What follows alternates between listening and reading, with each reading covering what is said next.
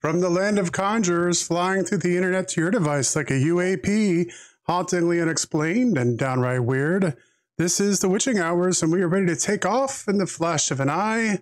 Good evening to one and all, wherever and whenever you are listening to this program. I am Jonathan Frost, and joining me, as always, is Jenny, or the medium Jenny Lee. How are you doing tonight, Jenny? Today was a busy day, but it was good. How about you?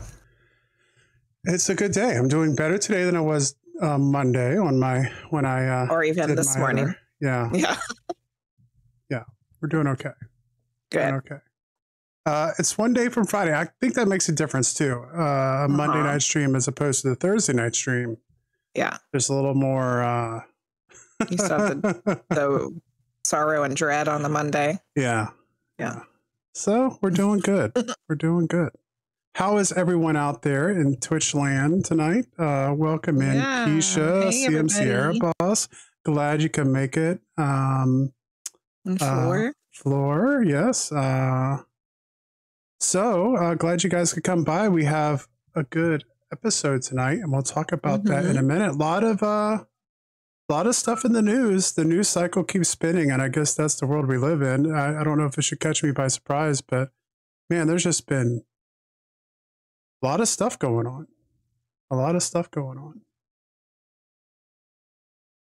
So one thing I do want to talk about before we get into the weird news tonight is I was able to put up the next episode of the Witching Hour stories. So yes. I know a couple of you, hopefully, were able to check that out. I missed the premiere of it myself. I worked late. I'm getting my classroom frantically put together and trying to learn psychology in about a week. So, AP psychology, no less. Yeah, I got to teach college psychology, and I've never taken a psychology class in my life. So off we go, off to the running. Welcome in, Priestess of Wonderland. How are you doing? But I'm learning a lot, and that you know me. I like to learn about stuff, so I got to look at the bright side. I'm going to know a lot about psychology come December. It'll be like you took a AP psychology. Like I took an AP psychology class. Yeah, for sure. I mean, that's the best way to learn. Is to teach. So tell us, what is the weird news?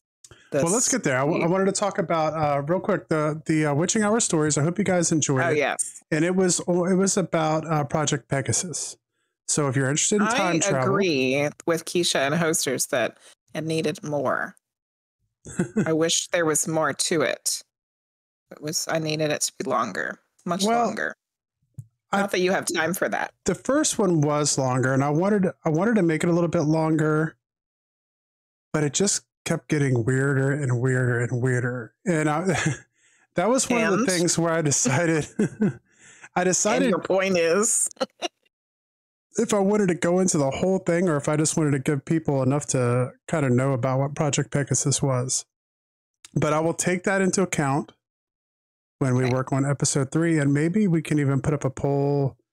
I don't know, if not tonight, on a upcoming episode where you guys can help choose what I'm going to do next. Because there's a lot. I mean, there's almost an infinite amount of stuff. Yeah, stuff we could talk about. Roswell 47, Montauk. What is it? Betty and Barney Hill. Yeah, tons of things. And actually, I'm curious about that. Were the characters on the Flintstones named after them? Betty and Barney Rubble? Yeah. I don't know. I'm curious because it's around the same time frame. Yeah, maybe it's just a coincidence. And they had the little alien on the Flintstones too. Yeah, they did. I don't remember his name. There we go. Or maybe people don't remember that because of the Mandela effect. We'll find out. Maybe the little alien guy never existed. I don't know. Just like Richardson's headband. Oh. Okay. Are we ready for the news? We have Mark Hunter Brooks joining us. I'll intro him later, but he's here, and we're going to talk about the news. So, Article 1 is going to begin on a serious note, but it's important to put it out there. I talked about it last week. The death toll from the Maui wildfires has risen to 111.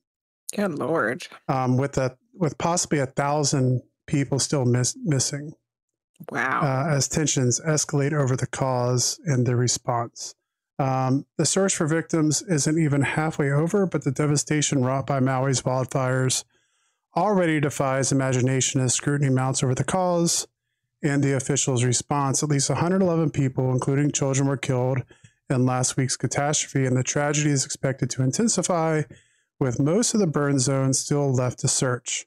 Maui Police Chief John Pelletier said Wednesday, no one has ever seen this that is alive today. Not this size, not this number, not this volume, and we're not done. And so this has become the deadliest fire in modern history.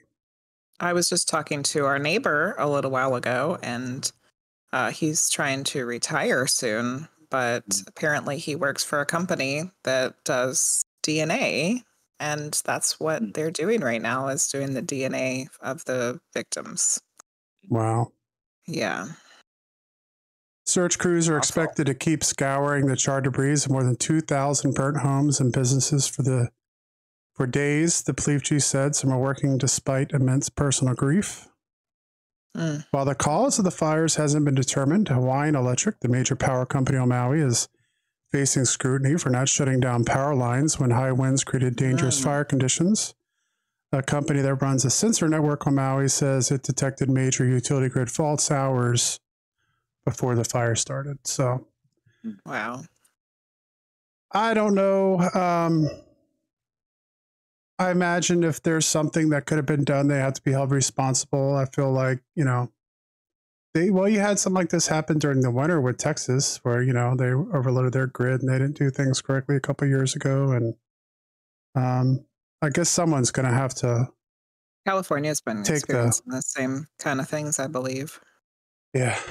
Someone's going to have to take the hit for it. Power stuff, I mean, it's probably like a catch-22 there. If they were to shut off the electricity and then nothing happened, people would have complained, that they were out of electricity. But I imagine that large of a disaster, and someone has to pay up for it, I guess. Terrible. So thinking about the people there as they go through that tough time down in Hawaii, and hope that the numbers can stay as small as possible, I guess. Article number 2 tonight, a large ice chunk fell from the sky and damaged a house in Massachusetts. I kind of wish there'd be some ice falling from the sky, as hot as it's been here recently. A large ice chunk fell from the sky and hit a house in Massachusetts, damaging the roof of the home. The owner said he and his wife suspect the ice fell off an airplane traveling to Boston Logan International Airport. Neither the couple nor the two children were hurt when the ice chunk, which was initially estimated to be 15 to 20 pounds, hit the roof on Sunday night. We heard an explosion, basically, he said, the loudest pop bang I've ever heard. Then they heard debris rolling down the roof onto their lower roof. And initially they thought the home was struck by lightning. The Federal Aviation Administration said it is investigating. The couple ran upstairs to check on their children, who were sound asleep despite the noise. And basically everybody was safe, but they had no idea what happened. And they were able to collect 10 pounds of the ice and put it in bags. Good so there Lord. was plenty to collect. That's crazy. The impact on the outside was 18 inches to 2 feet in diameter. So watch out. And it's a big piece of ice. CMC needs to make sure there's no more ice falling off his plane. I know. That was in Massachusetts too, CMC. What's going on over there? We need to get on that. And a little bit of the story we were talking about before we came on air, we've been talking quite a bit about on this show. The LK99 is not a superconductor. How science sleuths solved the mystery. So what is it? So replications piece together the puzzle of why the material displayed superconducting-like behaviors. Researchers seem to have solved the puzzle of LK99.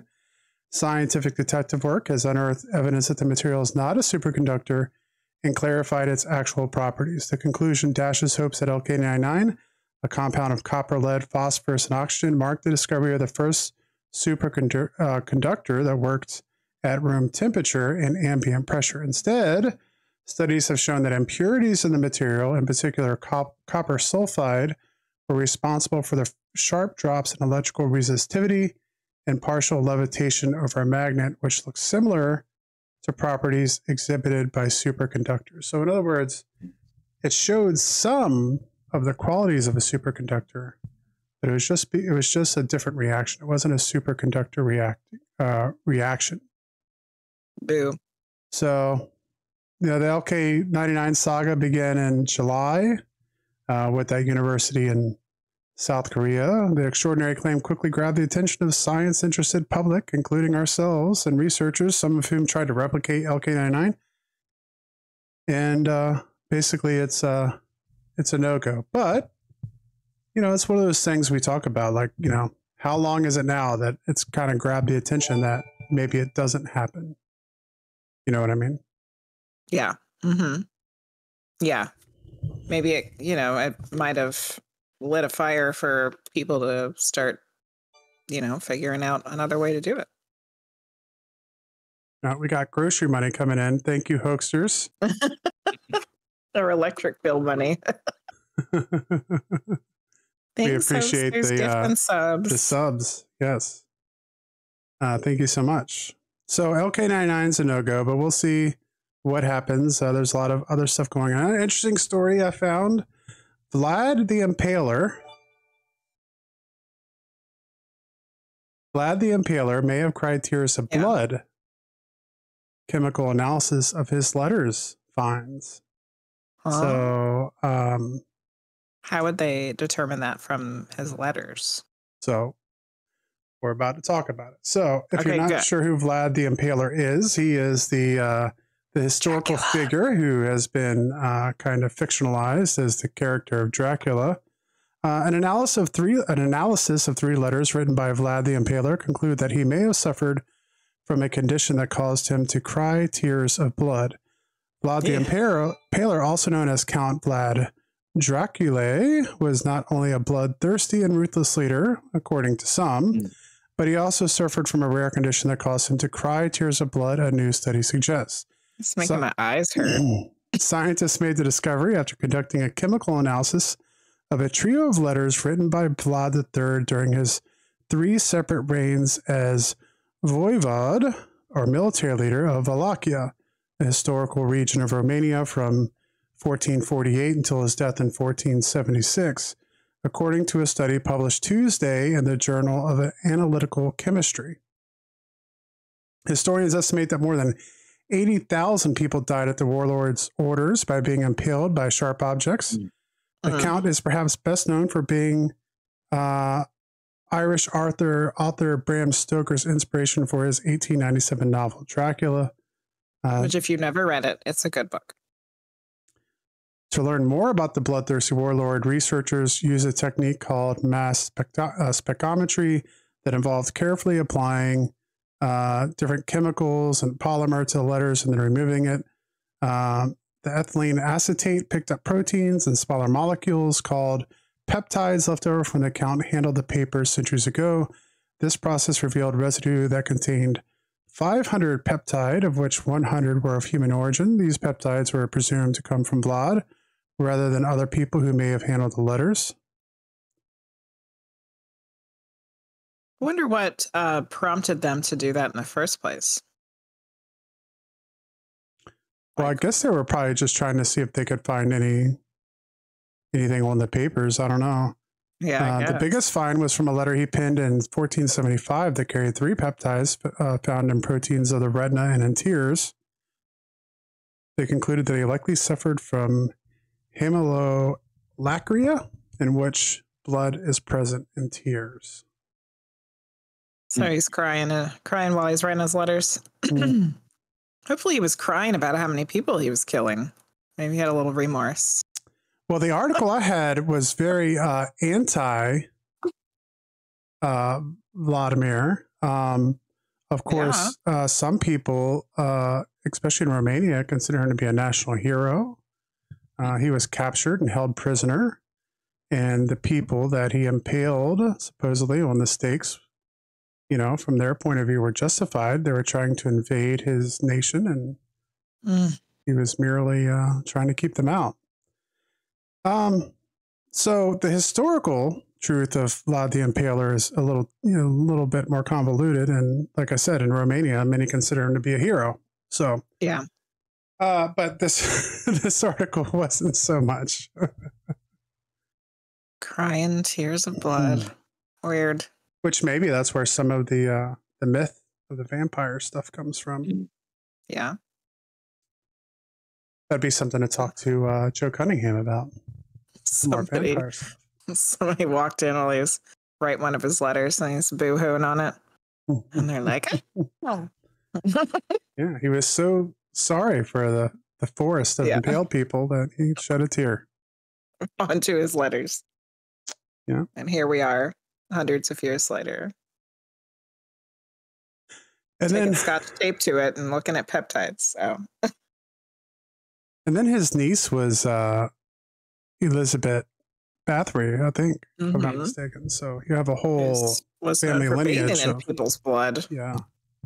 She thought it was going to keep her young. Yeah. Whether that's true or not, who knows? What's the next story, Frosty? Impossible science. MIT scientists successfully demonstrate their first ever control over quantum randomness.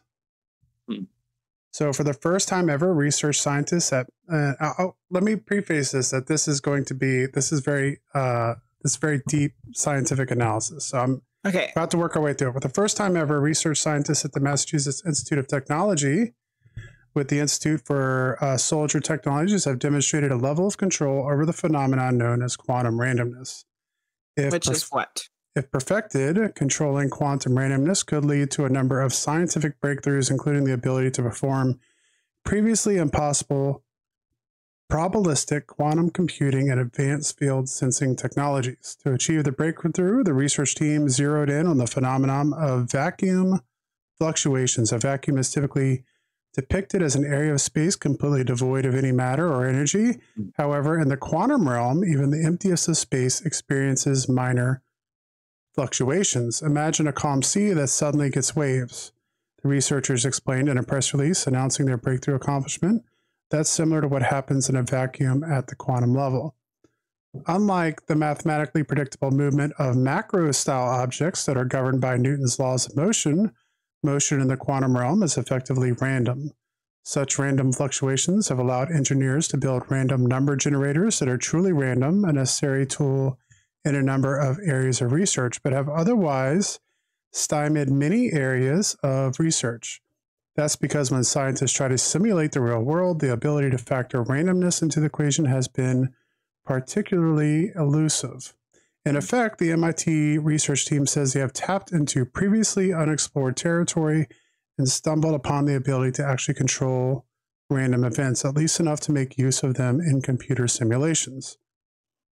Despite extensive study of these quantum systems, the influence of a very weak bias field was unexplored, said Charles Rocarms, one of the researchers in the study. Our discovery of controllable quantum randomness not only allows us to revisit decades-old concepts in quantum optics, but also opens up potential in probabilistic computing and ultra-precise field sensing. This new ability could theoretically lead to a revolution in probabilistic computing, and according to one of the researchers involved, that they have already begun developing the designs to use this approach in actual computing systems. The possible applications and seemingly unlimited potential of such a system were also highlighted by a team member and MIT professor Miran Soljasic.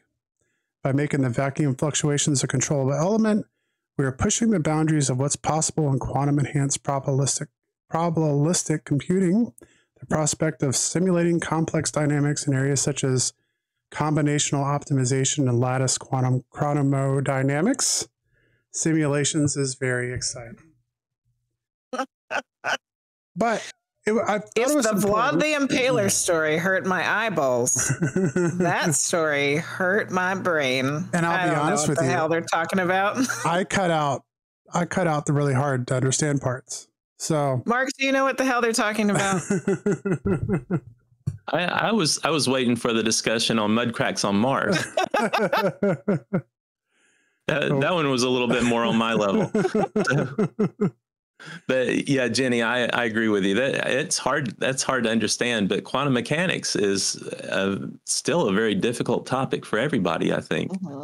One, Frosty, when you were talking, the one thing that was going through my mind is, when I talk about wave mechanics or wave theory and say everything's fully wave based with multiple dimensions, is that the physical and the etheric dimension are right together. And I really want to say that all the magnetic things we see, electricity, light, and all that goes through the etheric dimension and not the physical dimension.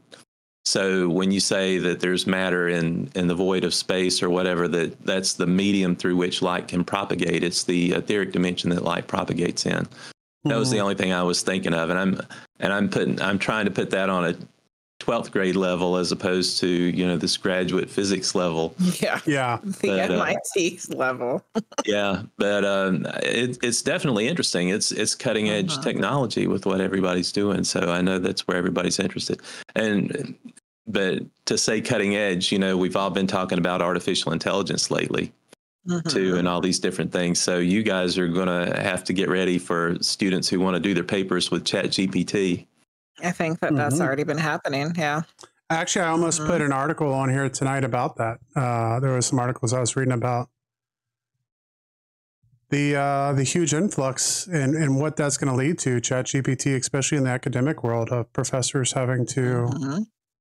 And actually, they're talking about how it might take us backwards because professors might start forcing handwritten papers and so on and so forth.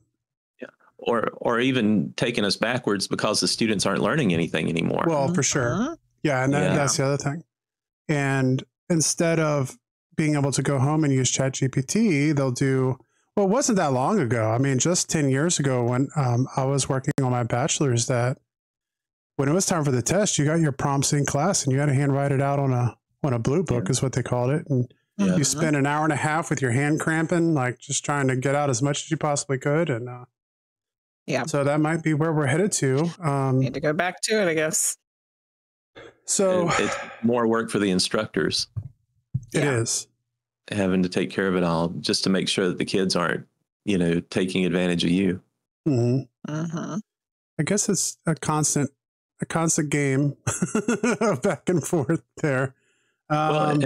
And I remember 20 or 30 years ago when they were talking about allowing calculators, in the classroom too, where kids used to have to know their multiplication tables. This is 40 and 50 years ago. You had to know your multiplication tables. You had to know all this stuff about fractions and,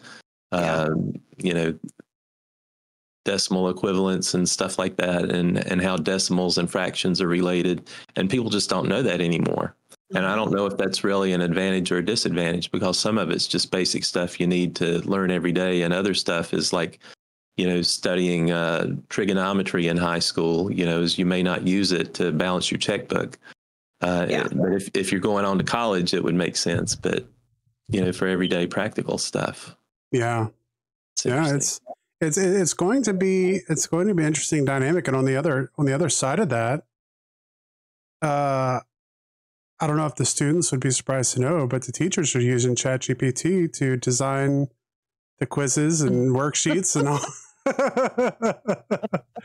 So I haven't used any, but I have used ChatGPT just to see if it could simulate, like, could it, just for instance, could, tell ChatGPT to create a worksheet based on the colonization of the United States for 11th grade U.S. history. And it came up and it was like, I might have to make a couple changes, but for overall, it created a document that I could have used.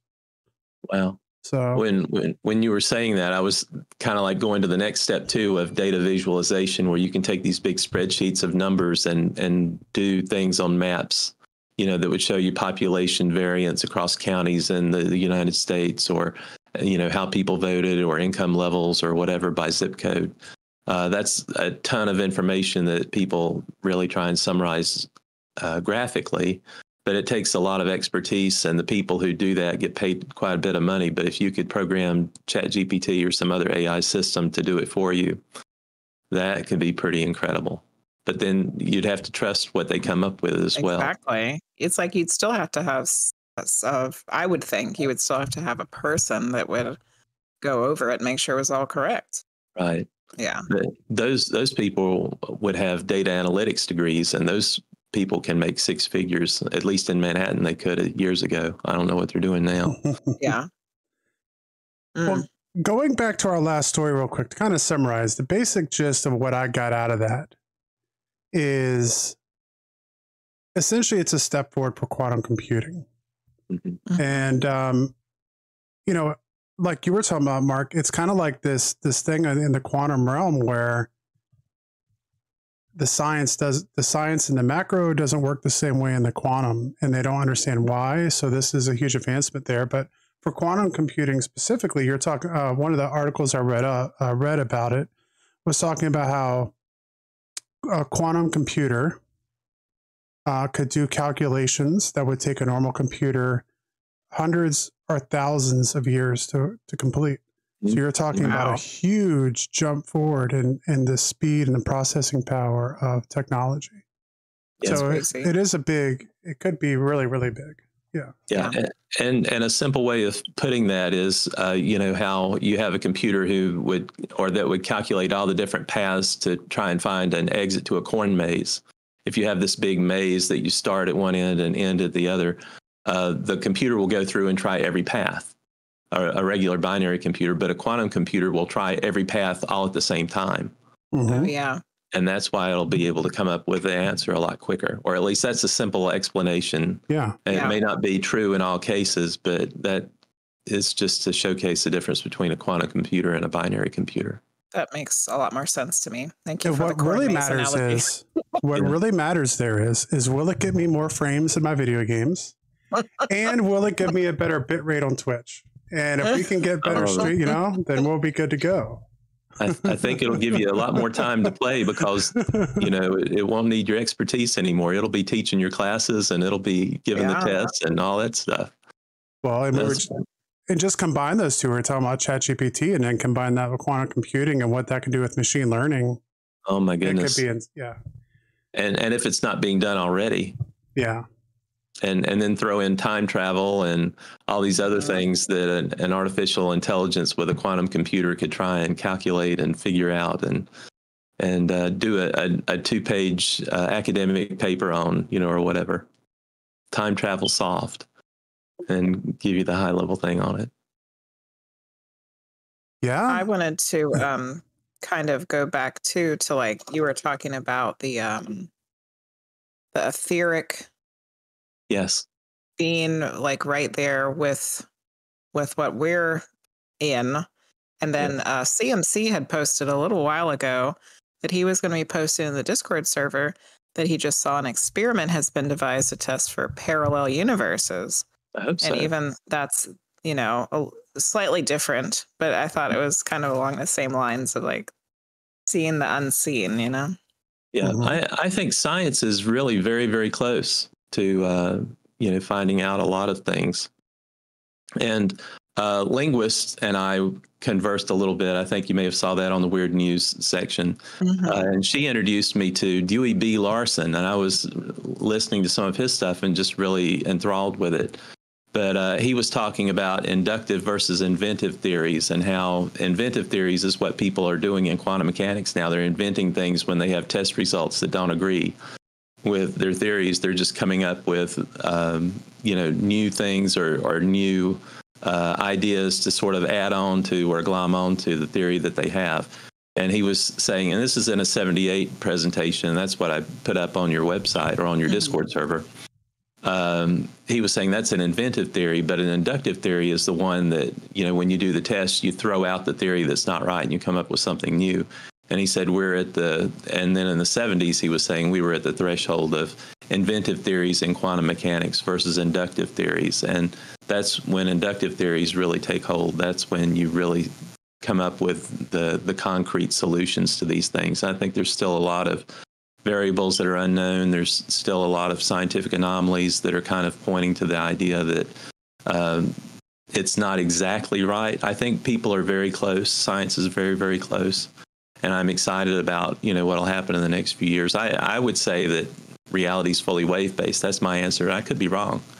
But it's still just a slightly different take on that. And I hope that the answer really is a slightly different take on what people have gotten used to with quantum mechanics and general relativity and, all these other things in physics, and can be able to add on to it instead of find something that conflicts with it, where you have to go back and retest. And you have all these people who have dedicated their lives doing research and projects, to arrive at answers.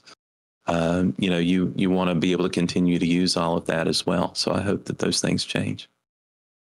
Was that the answer you were hoping for, Jenny? Well, I just keep thinking somewhere. No, you're fine. I just keep feeling like the quantum things are really like the spiritual things that that a lot of that we've known for a long time, but there hasn't been the scientific data to back it up. And I think that's going to open all that stuff up in the science world. Right. That's my opinion about it. Yeah, and that's where I'm working right now. I'm trying to join this religion worldview with a science worldview and use metaphysics to do it. Yeah. So that's what and I may not be right, when I tell people I'm probably not right, but I'll give you a straw man to start the discussion and to do some experiments. And that's really my hope, is just to get people talking about it all. But I hope that an answer is out there that will create a common worldview for everybody, because right now with these conflicting worldviews of science and religion, that's ripping people apart. And then with all these other things, and people, when you were rightly talking about people with a metaphysical background or these spiritual understandings or experiences, they aren't being taken seriously. Yeah. It's because it, in the end, isn't agreeing with the paradigm of science that's out there right now. But if you change the paradigm of science to say that, not only what people who have had spiritual experiences have had, but I say, people who practice voodoo, witchcraft, all these other things, it's not these strange cult things, it's physics. And the only thing that's really different is the intention that they use, to invoke these things. But the same invocations, or those invocations, are the same in a lot of different areas. They just have different ideas or different examples that they've used to bring it about. And the other thing I wanted to say too is, for people who have had these spiritual experiences, is to ask the question, why is it here, or how does it work, or whatever, because that if you walk it back a little bit, that will help change your worldview to say, I know something's different from what I generally believe. And if you can adopt something that would incorporate those, I think that would make your worldview and your ability to communicate it and defend it that much stronger. All right. Absolutely. So I think that was a pretty good part there, because you were talking about what you have been working on. So real quick, let me say, welcome to the show again, Mark Hunter Brooks. Now we've already well into the conversation here, but Mark Hunter Brooks, this is your third time on the Witching Hours. Like a velvet jacket or something now. Third time goes. Yeah, no, I was listening to you guys talking about it last week, and I was saying, I wonder if there's an 8-piece place setting, out on your website for merchandise. He is the author of the book Earth's Hidden Reality, which we'll talk about a little bit, because Jenny has finished that up. And has had numerous spiritual experiences since 2003 that have profoundly changed his worldview. Today, he writes and speaks about the mechanics of the non-physical world, helping make what many consider to be mystical easier to understand. Professionally, Mark Brooks managed multiple IT and business projects for a Manhattan-based Fortune 100 financial services firm, and he has an MBA from New York University. For the people who have not seen you on here before, now they know the background. So welcome back. It's great to have you on. We've been talking about it.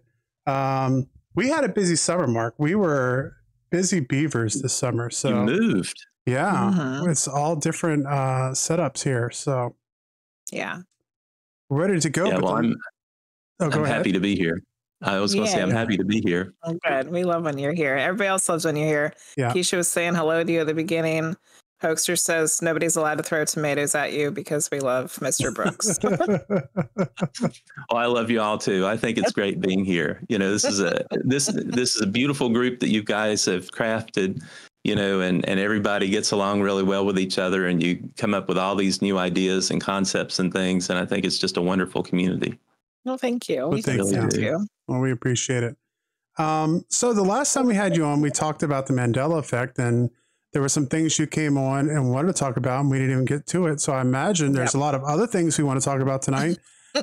So we'll see how far we get. But I wanted to give you the opportunity to kind of start off with some of the things you wanted to discuss last time that we didn't get to. Oh boy! Well, even in January, I think was it January or February? I was first on. It was sometime in that, somewhere in that time frame. So I wanted to talk about something in January that I didn't really get a chance to, and then wanted to talk about it in April and didn't get a chance to. So maybe I'll talk about it first so I can make sure. We start there. Yeah, we'll start there. Actually, get it in. So just the lead off is, physics says that you can't go faster than the speed of light. 186,000 miles per second, or was it 300,000 meters per second, I think, or whatever. I forget what it is. But I know, whatever. But yet you have quantum entanglement that has been proven to go faster than the speed of light. And that's what's created this paradigm crisis in physics in 2015, 2016, was when they started showing that you could have, with quantum entanglement, you could have two photons separated by any distance, and you could change one photon from being right side up to upside down, relatively speaking, and the other photon would change at the same time, no matter what the distance was. Yeah, it was like, it's like instantaneous, right? It was instantaneous. And people haven't been able to figure that out. And that was one of the things why it was causing this supposed crisis. People would say there isn't a crisis because it's just an explanation you haven't arrived at yet. But it's made people think about, the current paradigms, the quantum mechanics paradigms, the general relativity paradigms, and how it not necessarily may be different. It just may need to have something added onto it to be like a superset of what we have already. So what I wanted to talk about, it was something in my book. And Jenny, I was kind of surprised you had that book there. So that's cool. I have it to the page of the stuff we're talking about. I love it. That's actually, and here's the model. Here's the model. The picture is right here. The whole idea is to say that, and you could read it in my book, as Jenny was showing you, is that there's a hierarchy of toruses. And the plural of torus is tori. So you have a torus around your body, and there's a torus around the Earth, the magnetosphere. So you could have a torus or tori in between those two. You have a torus around the sun and the solar system. You have a torus around the galaxy. You have other tori that are even larger. And what I was basically saying is that you can have a hierarchy of these things. And the way I would intend to prove it, and I don't have any scientific way to prove it, what I would want to say is for somebody who's interested in trying to develop a scientific experiment to either prove or disprove it or falsify it, as they say in scientific terms, I'd be happy to tell you what I know or share with you some of the ideas or concepts. But what I wanted to say was, if you look real close at this torus, if you look right in the middle, you'll see this is a 3D printed torus that I got from a guy in Japan on shapeways.com. But most of the torus images that you see, and I'm backing up a little bit just to give you the background of it, most torus images you see are digital representations of a torus. And I even had one other one here that is a metal torus. But you just see these things in the middle, and it isn't really a representation of what it is physically. But I did got a 3D printed torus and put it together. But if you look in the middle, this core, this donut-shaped torus is structurally stable. it has stability. But if you look in the core, you see little circles that are holding two intersecting big circles together. And my concept is that those are toruses at another lower level. So you can have this hierarchy of toruses or tori, to where out of a big torus, you have a number of smaller tori that are making that up and supporting it and making it stable. And then with each smaller tori, you have a even smaller tori in the core of it that's keeping it stable. So if you imagine that you have a torus going from your body all the way up to the full extent of the universe, that could be another path, torus to torus to torus to torus, to do this communication that could allow quantum entanglement. That's the idea. So for anybody that would like to get out there and do the tests, I'd be happy to help you with it. I don't claim to have the answer, but I just have a straw man, as I was telling you guys before we went on the air. Have a straw man, have observations. You can create a hypothesis and do the experiments. And I'd love for somebody to do the experiments on it to just show whether it's true or not. And I think this is going back to what you were saying, Jenny, about people who have a metaphysical background or who have had spiritual experiences. That what they know or what they've experienced has been dismissed because it doesn't agree with the current paradigm of science. But the base experiment is one of what's reality. Is reality fully wave-based, or is it quantum mechanics-based, or is it general relativity-based? There needs to be an experiment to be done at that level. And I think that one of the reasons why people have had problems coming up with an answer or a solution, in particle physics, is because the area that needs to change is at such a fundamental level. It isn't at the worldview level. It's at the structural supports for the worldview that people base their worldview upon that needs to change. And that's what it'll change the worldview, but it'll change all these other deductions or the way beliefs that people have as a result. So it's a very fundamental change. And I was telling somebody else one time that when I was working in IT and we had production problems, the longer the problem lasted, the more simple the fix was, because somebody had made an assumption that something was one way and it wasn't. And so, we've been struggling for 100 years now. I think, quantum mechanics was introduced or starting its heyday in the 1920s. One of the reasons why we've struggled to come up with a single understanding of quantum mechanics may be that, it's a change that's at such a fundamental level. It's a simple change, but people have made an assumption that it's one way and it's actually different. Well, I will back you up on that, Mark. I know I did a little bit of IT in the Army, and typically we learned the first thing to ask the officer who called in would be, "Sir, if you don't mind, can you look and see if your computer is plugged in?" Yes. And oftentimes that would solve the huge issue they were having. So yes, and another general answer was, well, if you reboot it, does it come back and work okay? Yeah. So, but yes, I hear you. Sometimes it can just be so simple, and some people are so frustrated by things. But then also too, and it's nothing for any one individual, but it's how people's brains are wired. Some people just don't have a computer literate brain. And it's not a good thing or a bad thing or whatever. It's just that's the way your brain's wired. And it allows you to have advantages in one area as opposed to another. And I think that's why it takes a whole community of people working with each other to really, make things happen and get things done. But, I've known people who have really struggled with computers and, even to the point to where they said the icon on my screen that says Microsoft Word, I can't relate that to the application that's word processing. I mean, and, other people who were struggling with, voicemail on their smartphone.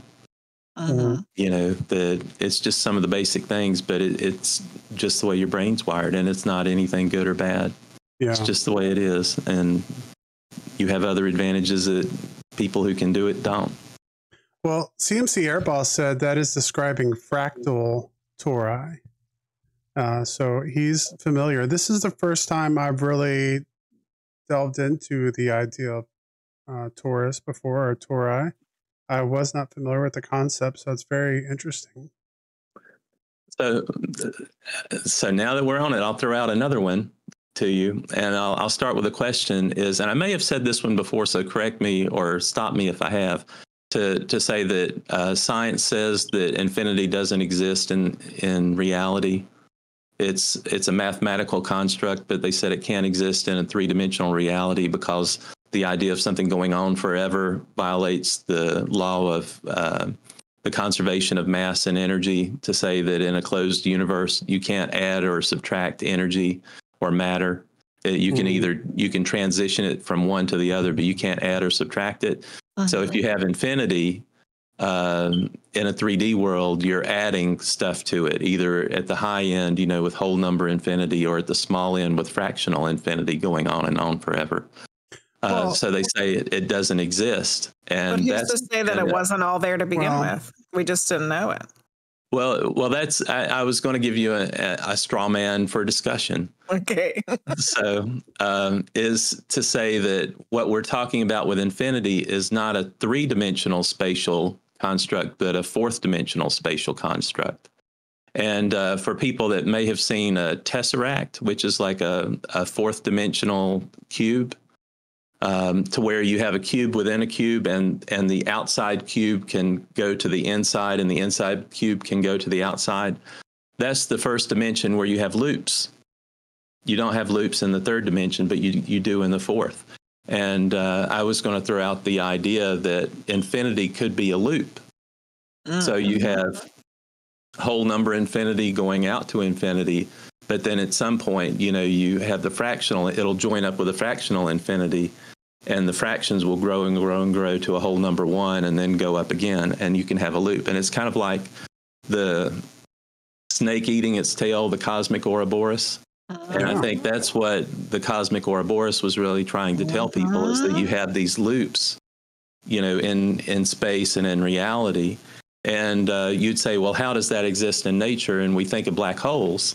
So at the universe level, at the galaxy level, you have black holes, and theoretically you have white holes, which is where matter falls into a black hole and gets pulverized down, into its most elementary bits. But there's a theorized white hole where it's all spit out again. And I don't know if you've heard that or whatever. And people would say, well, it's just theoretical, but I could say is, we may have been observing it all along, and that's what the Big Bang really is. The Big Bang is matter emerging from a white hole, and that completes that infinity loop in the fourth dimension. Well, that brings up two things I thought about while you're describing that. First is, I guess it was about a week ago, I went and saw Oppenheimer. And so I don't know if you've had a chance to see that yet, but it's not anything earth. It was a good movie. But if you weren't familiar with, with the process of the Manhattan Project, it clarifies it a little bit. But, all that was done theoretically. Like when they went to build the bomb, all of these physicists and stuff had already written the papers on, and they had physically split an atom. But so 99% of all the work they were doing was based in theory. And then they were like, okay, so how do we actually do this? And so I don't think to me, it's not really going out on a limb to talk about this in theory, because I think most quantum science and all of that is proved through math before it's ever proved in the physical world anyway. It is. And a lot of people say that if you can prove it in math, you can prove it, in physics, and that it's real. And that's why you had this anomaly with infinity existing in the natural world. So that was the whole idea behind it. But I was going to use that as like a stepping stone to say that there may be a fourth spatial dimension. How you get this loop is that could be the dimension of scale, where you have subatomic particles that come up to, like bacteria or viruses, that come up to microscopic organisms, that come up to the plants and animals that we see around us, that go up to planets, that go to solar systems, to galaxies, and go on up. Is that you could be at a three-dimensional point in space, anywhere in the universe, and you can go up in scale to where you could go from being on this planet to being able to see, you know, an entire galaxy if you go up above it, or you could go down on the planet to see the bacteria or the subatomic particles, you know, atoms and molecules and things. So you have this whole concept of different lives or different worlds, realities at different levels of scale orders of magnitudes.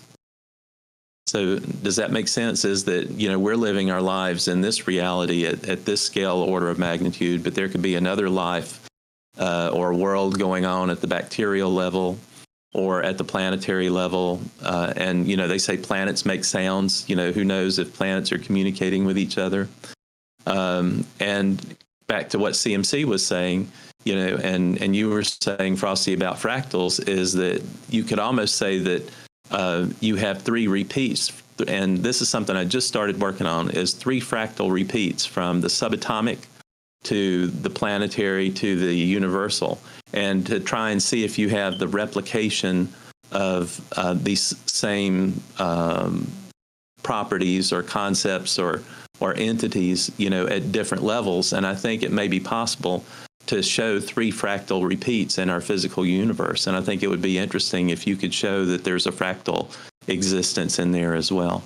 You know, that just kind of blew my mind a little bit, because there's been some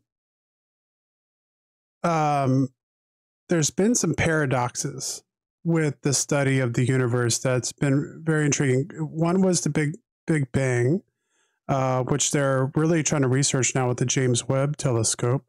Mm-hmm. And they're finding that the further they look, it seems to look a little bit further away than they were expecting it to be.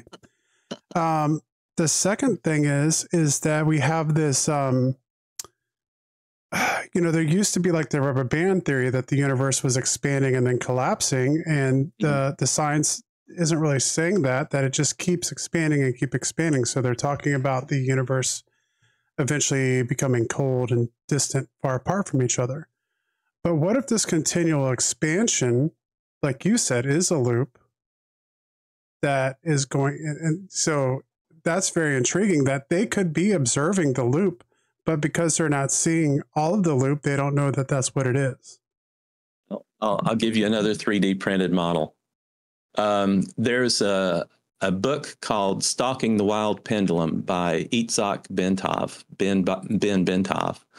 And he theorized, he was a clairvoyant, and he said he went to see, and this thing's broken a little bit, he went to see the entire universe, and he said it looked like this. And you would have matter being spit out of a white hole at one end and going around to the black hole at the other end as you go down in the middle, and the black hole and the white hole were in the middle of this. But you would see this expansion at this end as our solar system and our galaxy emerges from this end of the universal model, and it'll stay the same and then start shrinking at the other end. But you can have a model that would represent that. And that tunnel in the middle would obviously extend for what, like trillions and trillions of light years, probably. Right. And actually, Buddhist cosmology says something about it. There's like this era of solution and an era of dissolution, and they're about the same amount of time. And that era of dissolution would be in the middle of this, loop or whatever, if you want to call it. It's a torus. The middle of this torus, and the era of solution where we're in physical form would be on the outside. So sorry, I'm not pitching it just right, but that's the way it looks. But okay. It's Stalking the Wild Pendulum by Itzhak Bentov. And he died in the 1970s in a plane crash, commercial plane crash coming out of Chicago. He was going to a conference to speak. His wife, who was a sculptor, 10 years later, actually recorded a 2-hour-long DVD, and she had memorized all of his concepts and things and presented it to the public. And that's really what I saw that got me interested in his work. I had the book, but I'd only read like the intro and the first chapter of it. I didn't really read it, but his wife was the one who really brought that out to me, to discuss the significance of it. And he actually went one level beyond that saying that there's this one universe, there's thousands of universes that are shaped like this too. And if you go into theosophical books and things, especially there's one book called Occult Chemistry where they talk about the anu, which is supposedly smaller than a quark. And it's made up of loops, of 10 loops. So, you know, when you have string theory that's saying at the smallest level you have loops or string loops, that's the anu. And this Theosophical Society book, Occult Chemistry, will validate that. But within each one of those strings is a series of these things. There's 7 different layers of these things. So you could almost say from the macro end of the universe to the micro end, these things become the things that make up the strings in the anu that are inside of quarks that are inside of protons and neutrons, and building that whole thing up all over again. Every single thing that you've just talked about for the last 20 minutes or so is all really been the same concept, that the smallest small thing is the same all the way through to the biggest big thing. Yes, and like it just the depends. structure of it is the same. Yeah. And depending on where you are, and if you're a conscious entity with no mass, you know, and people would say that we're beings of light, we have no matter, structure, or whatever. That's our real existence. Is that you could be in a reality at this level, or a reality at the universe level, or a reality at the subatomic particle level, or even at the reality of a cell within your body. And that would be a different life, or a different set of lives to lead. So it just kind of blows up the whole idea of you know, plants, animals, humans for, you know, consciousness, to say that you could be cells, you could, and your whole body is a community of consciousness, conscious entities in all different states, from your body itself to your organs to your tissue to your cells to the molecules, you know, that make up your body, and it's all conscious and all living. Yes. So a whole different way of looking at stuff.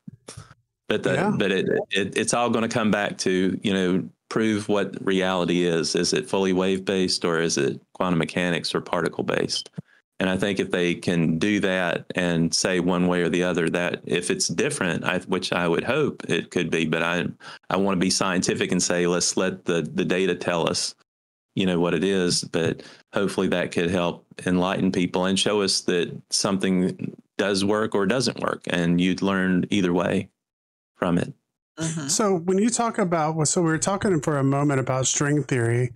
If string theory is correct and they're able to, you know, break it down to the smallest thing, and we have a vibrating string there, Mm-hmm. I imagine that vibration from that string is creating a wave, and so then that would be wave based as well.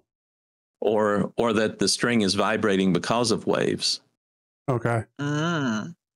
And I think I may have mentioned this before. There was a author, Jürgen Ziewies, in Europe, Ziewe, and he wrote a book called The Multidimensional Man. He was a graphic artist who could go out of body, and he had a client who asked him to draw the Big Bang.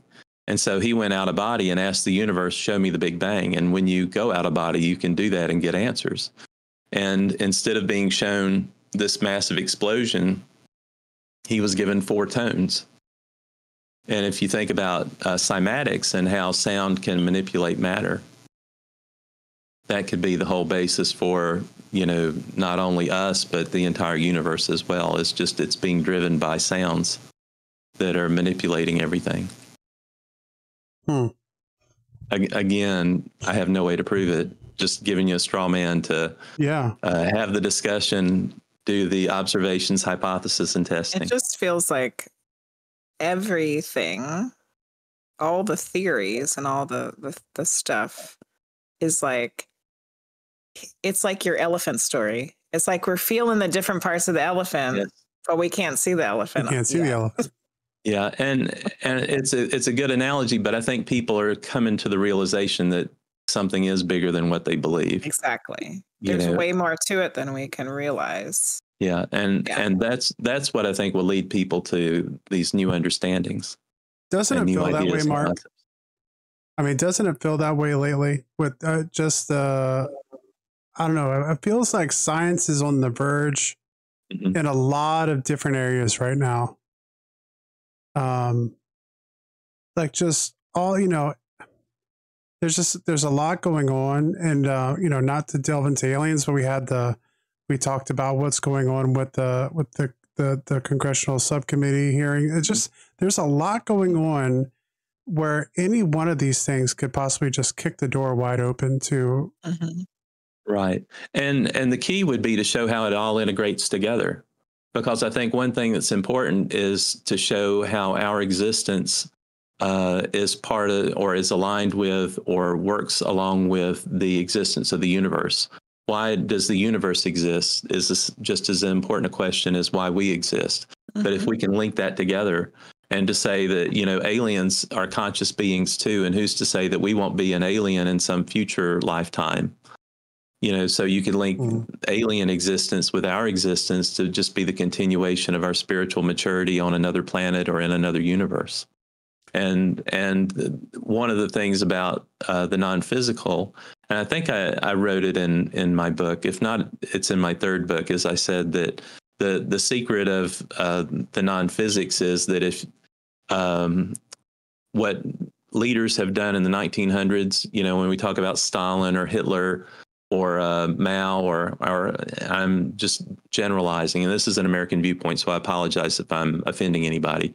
But you have people that were ruled, or that ruled by fear. But people, and I'm just generalizing that for world leaders in general, people were ruled by fear. But if you find out that you're an eternal being, you can't be ruled by fear anymore, because that they may kill you, but it won't end your conscious life. And if you think about it, if you have an eternal existence, you can't be ruled by fear. You can't be governed by fear. What can you be ruled or governed by? And it's by love for each other and love for the environment that you're in. So I think it just underscores to me the fact that aliens and other beings are more loving and more compassionate, because, if they are familiar with that non-physical existence, they're going to know that that's the only way you can really rule or govern or get people motivated to cooperate and work with each other.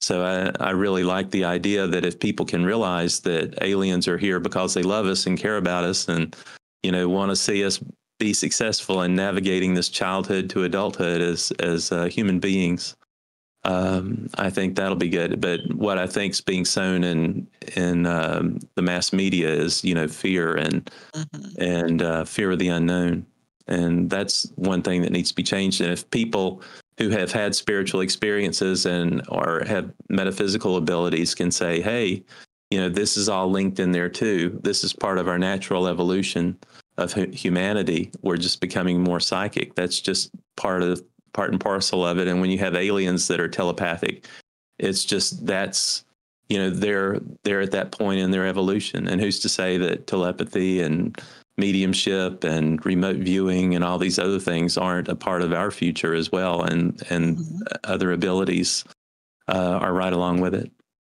Yeah, I really like that.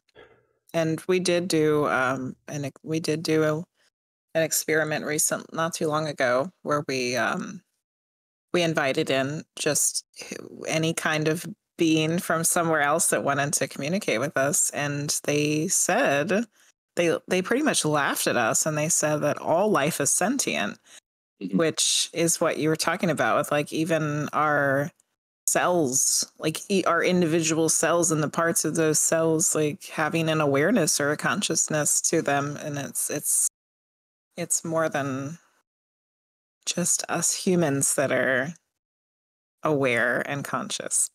And it's a whole different way of thinking about things too. And it may take, decades or maybe a century or two for people to really get a full grasp on that, because it's a completely different way to think. But I think it would help people be more loving and more compassionate with each other. Well, and everything too, like not just the individual people, but the other life that we exist with as well. Right. Yeah. I would have to look into this more, but we've talked about the wood wide web of the trees, and plant life communicating with each other. I was watching a little bit of a lecture just the other day from someone who was saying, I don't know if it was a professor or not, but it seemed like it. I have to go back and find it again. Talking about how the same kind of chemicals and the chemicals combination of what we have in our retinas to be able to see, they have found in plant life. So even though like plants might not have like an eye organ, they have possibly the capability of some kind of sight. So they might actually even be able to see what's around them. Or be able to sense that it's around them. Yeah. So yeah, I believe that. And if you have people that can see through their third eye, that's another representation of that. But I think, what's that? The pineal gland has retinal tissue in it, I think. Isn't that true or not? I'm not sure, but it sounds right to me. That gland's got all kinds of crazy stuff we don't really realize what's going on with it. But I could see that. And also too, there was I want to say Carolyn Corey did a documentary. It wasn't A Tear in the Sky, but it was the one she did before that, where she did a segment of this group of kids in Great Britain who were learning how to see through their third eye. And they would go for like 2 hours with blindfolds, over all of their face or their eyes so that they couldn't see. And they got to the point to where they could go in grocery stores and they were told, pick up this can of beans. And they would go down, to this lower shelf and pick up a can, and they could see it with their third eye. Wow.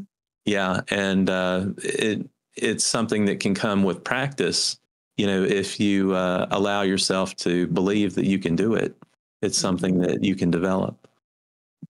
CMC or that's what it was doing in that. That's how plants track the sun as they're growing with their non-eyeball sight, apparently. And when you said that, Frosty, it's like I could see it in my mind that it's like they can see the energies of things. Yeah. Yeah, I mean, it would have to be a different way because it's not an eyeball. But and actually, I just looked that up since you brought it up, and that's actually the National Institute of Health website at .gov says that the pineal gland has photoreceptors. So. There you go. So that was correct.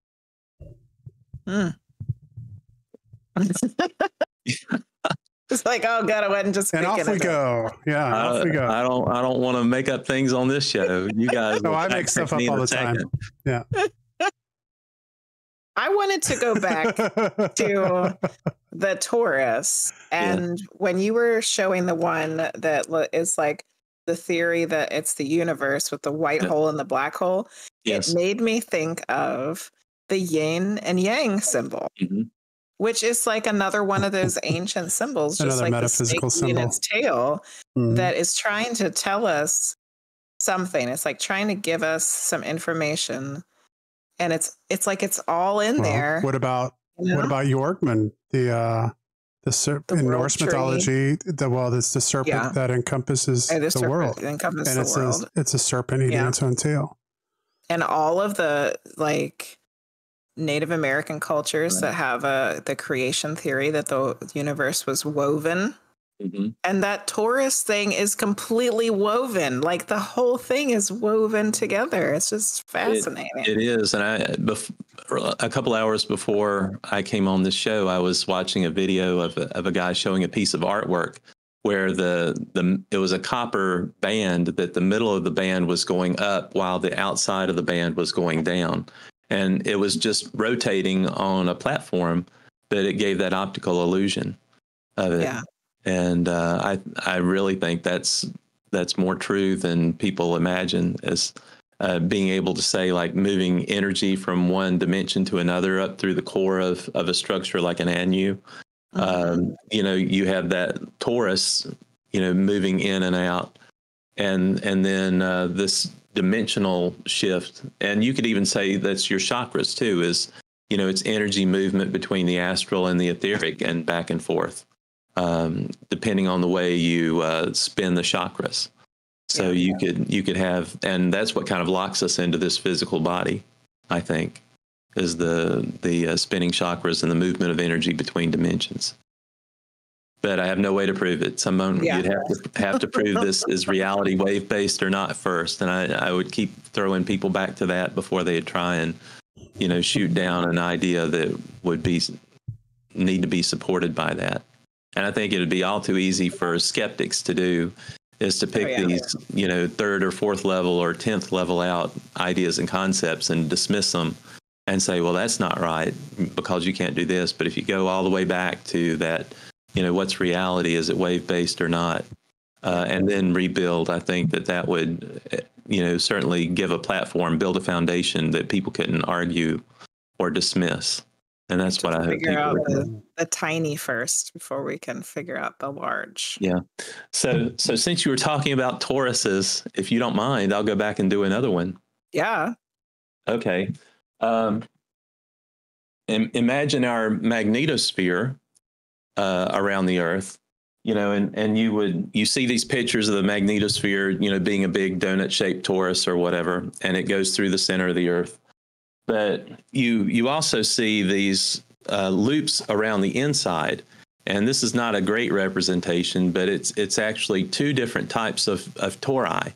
You have the donut-shaped torus, where you have the little balls on the middle supporting the core, but you also have a globe-shaped torus, and this is not a good representation of it, but it's actually the same shape that I started with to build the donut-shaped torus, but if you put the little balls on the outside instead of the inside, you can get a globe-shaped torus. So you have people that talk about the hollow earth theory.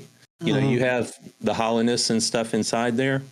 But also, if you look at how everything crisscrosses, this could explain ley lines on the Earth. So you have that different crossing points where you have pyramids and other structures. That could be where this tiny torus is that links to the bigger torus. And then the globe-shaped torus, or tori, is in the middle of the donut-shaped torus. And the donut-shaped torus, if you wanted to get into, attributes of the torus, the donut-shaped torus is doing the defending of the shape for this one in the middle, which is nurturing, developing spirits. If you want to say this globe-shaped torus is tied into individuals at some level, so there's like this nurturing and encouraging of a globe-shaped torus to encourage the spiritual development of individuals, whereas the donut-shaped torus is doing the defending and protecting. So you can use that, or I like to use that to say, when we talk about marriage and we talk about things that we're doing here on Earth, those skills that we're learning in that relationship can be applied in a non-physical form in terms of developing spiritual entities on a planet at a much larger scale. How's that? Very interesting. Again, they're just concepts and ideas. Straw man for discussion and testing. I definitely want a donut now. So to go back to the torus itself a little bit, it's just like it's the energetic field, correct? You could say that, yes. Okay. That's what I had been imagining it as, but I wasn't entirely sure if that's what it really is. And there's a torus around your brain as well as around your heart. So there's like two of them on us. But the big one is your heart torus. I don't know if people show the brain torus that much, but I think there is a torus around the brain as well. That makes sense. I mean, it's a lot of... I can sense Frosty doing a fact check on me right now. No. I like I said, I've never really heard of that concept before, so I'm learning. Luce said, we're supposed to learn something in marriage. I must be doing something wrong. Oh, goodness. Just again, it's just an idea. Could be right, could be wrong. But just tossing it out there, and we'll be richer for having proved it or disproved it. The other thing I keep thinking about too is that we refer to these things as non-physical because we can't see them or hold them or experience them in a way that we're used to. You know, I can't hold it in my hand like I'm holding this pin right now. But I've just really started feeling like we use the wrong words for everything, and that just like it, I think it is physical. It's just because we can't see it. Right. That we have to call it that, you know? Yeah. And we're in form bodies now, you know, but I think in our ultimate existence is a formless existence. But in a formless existence, you can become the consciousness for a non-physical or a physical body like a planet or a solar system or whatever. So your consciousness can envelope that. And you could say potentially that a torus around the planet is conscious. Or the globe-shaped torus within the donut-shaped torus is conscious, and the donut-shaped torus and the globe-shaped torus are working together to do spiritual development on the entire planet. I like it. Just where I'm thinking. So people put comments in the Discord server because I'd love to hear what you think, if you agree or disagree, and that would help me kind of with what I'm thinking and what I'm doing. But that's kind of where I am right now. Yeah, what do you guys think? You can put it in the chat right now. What do you guys think about wants donuts. Stuff? That's where they're at right now. Everybody's talking about donuts right now. We can't mention food around this place. They might change your cooking stream on you, but I have to make donuts. Yeah, it's all very fascinating. And now I just want to dive deep into the ancient symbolism of things and figure out how it relates to all of this stuff we're talking about. Like, I think that could be a whole book or art series or something. My brain's just like firing on all cylinders right now. Yeah. and it's not the discovery of something, but the rediscovery of something that was once known. Yeah. And, you know, you find out how the pyramids were built. A lot of people have ideas for that, but I don't think anybody's come up with a definitive answer. Yeah, I don't know if we really know. And how people could take something that was dozens of tons and stand it up on its edge. That's hard. Yeah. Unless there was some UFO tow truck or something somewhere that just took a crane onto it. It's it's interesting because, I mean, as we talked about before, there's just so much that goes back, that kind of harkens back to a knowledge that humanity had at some point that was lost. And if you go into Buddhist cosmology, and I've had a reference, I think in my second book or third book to a Buddhist cosmology document, that we're actually going through cycles of consciousness maturity, is that there's different schools, you know, and we're in like the 7th or 8th school of maturity for this group of beings that came from Mars. And this is a theosophical book that was saying we came from Mars and we're going to the backside of Mercury in the etheric dimension after this, so we won't get burned up, you know, per se. But the beings that came to Earth came from Mars. I think that might be partially true. And I think that we're actually a hodgepodge of a lot of different things. We are. And also, too, if you think about where everyone on the planet is at different levels of consciousness maturity, is that we're all learning from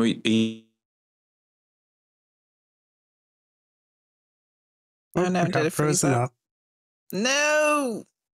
Yeah, I think Mark's frozen on us. We'll see if we can get him back here. Am I back? Your sound, yep. You're here we go. Okay. All right. Sorry. You clicked back into reality. You clicked back into our reality. Oh, no. So, no, I was just going to say that there's all different levels of consciousness maturity on the planet, and that everybody's learning from each other and they're teaching each other. So I was going to say 6 or 7 seems a little high. Well, no, and I think they say that there's 20 cycles that we go through on the planet before it's destroyed. The whole planet's destroyed and recreated. But in between each generation, you either clean the planet by fire or by water. I think it's like 6 cycles you clean by fire and 1 cycle you clean by water. So this deluge that they talk about, that happened 11 or 12,000 years ago was actually a cleaning by water. Yeah. But supposedly, and this is theosophical books, they would say that not only is the physical world cleared, that the astral world is cleared as well. So if you have entities that are kind of hanging around or whatever, they would all get cleaned out as part of that, and then coming back down from the causal to the mental to the astral to the etheric to the physical. But at some point you clear out those higher levels just because you have beings that are coming back and coming back and coming back. And, when the generation moves on, they get held back until the next generation comes, and then they come out again. So we have some comments. Mm-hmm. So Hoaxers was saying that he agrees about the infinity loops and the multiple tori donuts. And CMC said, I like the 3D printed models. Donut jokes aside, we are seeing these skeletons as a way to describe a solid shape, concept, or construct. Oh, he's asking a question. Are we seeing these skeletons as a way to describe a solid shape, concept, or construct in this or other dimensions? I would say yes, but it's the only structure I found that would allow me to do that explanation. Every other Torus that I've seen has been a digital representation, and it's just been all these spinning circles and stuff. And I feel fortunate to have found it was a guy in Japan doing these 3D printed Toruses or tori. And when I saw that, things clicked. And again, it's just me trying to come up with something to answer a question, so you don't know if it's true or not. But I'm just saying I'll give you the idea to test and to have the discussions, because that's all I can do. I don't have a PhD in physics, but I've studied a lot about it. So I feel like I've taken it as far as I can right now, and I need to communicate it to other people and let them start doing the real scientific work and the testing and the real structured analysis for it. I think it's also very interesting that the inner part of the torus, like the first one you showed us, or I guess even the second one too, that is pretty much where scientists are at with what a wormhole looks like. That it's like that funnel shaped. That's interesting. Yeah. Mm-hmm. That's interesting. Oh, and when you were talking about this thing too, if you were going back to the hollow earth theory, all these small tori in the donut shaped torus going through the middle of the earth could illuminate it. That could be the illumination for it. And I think you could find some correlations if you go back into Revelation, in the Bible, and start, talking about things descending. There being no water on, in that environment. And I was sitting there thinking, if you had an Earth spinning north south, and I'd have to do some other kind of concept to show you, but you change the holes from going from north south to east west. You rotate the Earth to where it spins. All the water that's on the inside would spin to the outside, so you would have this deluge of water. But as it's in the north and south, you have less of that centripetal force or centripetal force working on the disk. So I could see the way the planet shifts and moves would move water on the inside out or allow it to go from the outside in. So seeing an inner Earth that had no water, it could be because of centripetal force pushing all the water to the outside. Yeah, that makes sense. And CMC said, interestingly, speaking of cleansing by water, the deserts of California are about to be filled with torrential rain by Hurricane Hillary. Supposed to be hitting LA and traveling north. Like, hurricanes don't even happen in the Pacific, right? Wouldn't that be what are they called? I've just seen some tracks for them just in the last couple of weeks, I think, on the Weather Channel, but I haven't seen them in the past. Well, they used to be called typhoons in the Pacific. Typhoons in the Pacific. I think they've changed that, though. They changed that a few years back somehow. And they didn't really, I mean, never have I remembered ever a hurricane hitting the West Coast because of the way that the things flow, right? Like it would go into, it always goes into Asia because that's the way the stuff flows around, correct? So why is it flowing that way? The hurricane formed south of Mexico. It does, yeah. It formed like off the south of Mexico, and it's going up right beside like the Baja Peninsula. It's going to go right through like San Diego, and the center of the hurricane's going to go over Los Angeles and up through the valley. That's going to be. That could be absolutely devastating. Yeah. The valley. I had never been to California. We just went to. I went to California for the first time not this past summer, but the one before that. And I just can't imagine. That's like the valley will be like a bowl. Yeah. I mean, we get hit on the East Coast all the time, but it's it's historical. It happens. But that could be absolutely disastrous. Wow, that does not seem right to me. It's a category 5 too. Good Lord. Wow. What the hell? What the hell's going on over there in the Pacific? Hawaii's burning to the ground. Oh, sorry. LA's going to flood. I'm wrong. It's a category 3, and they think it could get up to a category 4 before landfall. Wow. So there we go. It's still pretty strong. Yeah, yeah. Especially for a place that doesn't get hurricanes. And I mean, especially like on the East Coast, like we've had, I mean, I think one of the most dangerous storms I've ever been in, and I've been through category 5 hurricanes, was actually a tropical storm. So, I mean, yeah. like we had and also too, from one. Yeah. And homes on the West Coast aren't designed to withstand a hurricane. No. They are on the East Coast. They're built to withstand earthquakes. Yeah. So that'll be interesting to see what happens. Wow. There. That is some craziness. Well, that's another thing. Yeah, we definitely are seeing a change in weather patterns. I don't think there's any getting around that now. It's become a little too evident. It's just been incredibly hot around here too. I don't know how it is for you all, but it's been a hot summer. Yes. And hotter in the Midwest. Yeah.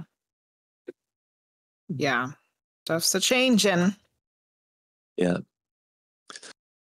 So there's one other thing that I'd like to talk about, if you don't mind. Of course. Yes. That's why you're here. Okay. All right. Good. The third man syndrome. Oh, yeah. What was that? Because I did not get a chance to watch any of those videos. Well, I had posted. Oh, hold on. I messed stuff up. There we go. He lost us. He booted us out. Well, we're good. See, I can edit that out. You know, that's the beautiful beauty of post-production. I had watched I had watched something about a video about that, and I had posted it to Discord. And then so go ahead and pick up with that. Oh, no, I was going to say, I think Shackelford going to the South Pole, and mountain climbers, they've said when they've gotten in dangerous situations, sometimes they felt like there was someone with them who was helping guide them through these different things. People who have been in dangerous situations or who have, been in life-threatening situations, they would come upon someone who would lead them out of a fire or lead them out of a forest or whatever like that. And they would characterize, or could characterize it as this third man syndrome, as being, someone who just appears and disappears. But I was going to say, in theosophical literature, they actually talk about that, and they call them invisible helpers. And those are people who can do spontaneous out of bodies, and they get tasked telepathically by non-physical beings to do soul retrieval, beings who have died and don't make it into the afterlife. It requires someone who's in a physical existence here on Earth to go into the area where they are and escort them to the afterlife. Or if people are in a dangerous situation or life-threatening situation, they would be called upon to, do things to sort of help people out. And you could call them, like your spirit guide or your guardian angel or, all these other things. But they could be physical people. They could be non-physical entities that wouldn't necessarily appear as a person, but would be a thought in your head, where you would have people say, they told me to jump back and right before something fell in front of me, or they told me to pull my car over before this tractor trailer rig blew by me and knocked off my rearview mirror. But the theosophical literature calls it invisible helpers. And I was going to say there's some other books, too, that talk about that. And there was one, it's called, and I'll have to hide my little pad here. It's called The Night Bell by George Arundel. And he was a former international president of the Theosophical Society. But he was talking about invisible helpers and the strain that was put on them during World War II, because invisible helpers are involved in wartime activities where people get killed, in massive numbers, and, they get blown out of their bodies, and they have to escort those non-physical beings to the afterlife because some of them don't know they're dead. Some of them are just crazy in fear and whatever. So there was one chapter that he wrote about in this book where he talked about the strain, or the number of people who were being killed in battle was so great that it was putting a strain on the worldwide body of invisible helpers. And he was saying last night there was this was June 9th, 1940. Last night there was a particular push and a call for more volunteers, even than the large number available to enroll themselves among the invisible helpers. The pressure is, of course, terrific on the other side to help, regardless of nationalities, all those who are killed and therefore have come on to the other side. And then the article that appeared in a Paris newspaper said, the battle today between the sea and Chemin des Dames is described in well-informed military circles here as the biggest battle of the war and of all time. For violence and ferocity, the presented push puts the biggest battles of the last war in the shade. On the whole front, some 94 miles long, nearly 4,000 tanks, and nearly 500,000 men went into attack this morning. The German infantry are marching shoulder to shoulder like the Teutonic ancestors, it is stated tonight. They're apparently intoxicated by the danger they are facing as they march into the withering fire of the French machine guns and cannon. Wow. So that was just the battle. You can imagine what's going on with Ukraine and Russia right now, not on the same scale, but yet you think of it on the spiritual side, there's spiritual beings who are helping take care of the people who were dying in battle. A friend of mine actually is capable of doing that. And she said that when the Ukrainian war was just starting, that she was having dreams, which weren't dreams, of her going and helping people find places to hide. Mm-hmm. And then CMC just said the helper thing happened to me when I was flying in an air show. I was to fly a left bank, left turn at the end of a flyby, and I felt I shouldn't. And a plane from behind me passed me on the left moments later. Mm. Wow, CMC. I'm glad you're still here. Yeah. Yeah. Crazy. Yeah. So here's something that's more current, and it's from the book The Multidimensional Human by Kurt Leland. And he actually was a student in an invisible helper class where they were actually going and doing things. And he said, and this is the start of chapter 1, it was night. My physical body was asleep in my bed in Boston, but my consciousness was floating high above the earth, maybe 10 miles out. I was with 3 other beings, all in human form. We were seated in full lotus posture, which I've never been able to do physically. 2 of my companions were students like me, but more advanced. One was male and other female. We were attending Invisible Helper class, a graduate level course for experienced astral projectors who want to be of service to distressed human souls in this world and the next. And then he talks about how one being snapped out and snapped back. The other student snapped out and snapped back, and then he snapped out and he fell the 10 miles down to the earth to help somebody out, and then he went right back up. Wow. But that was a more current description to say that it's going on, whether you believe it or not. You know, I and then listened to a video on the Consciousness Cafe YouTube where there was a gentleman talking about the invisible helpers, and he told a story about going to help. I don't know if it was him or not. I can't remember, but going to help someone who had drowned during some point, and they had been stuck out in the ocean for God knows how long, and they helped him cross over. Right. Yeah. And there's a lady who was a friend of mine who wrote a book about her invisible helper work, but instead of doing soul retrieval, you know, helping people who had died go on to the afterlife, she did soul release. And she was helping people die. She was appearing as an energy entity that they would interpret as Buddha, Jesus, or an angel, or whatever they needed to see to know that it was okay to die. And she was at the sinking of a ferry boat in China. She was at the World Trade Center bombing. She wrote about this in her book, and she was in the back compartment of the submarine Kursk, the Russian submarine Kursk, helping the sailors die back there. Wow.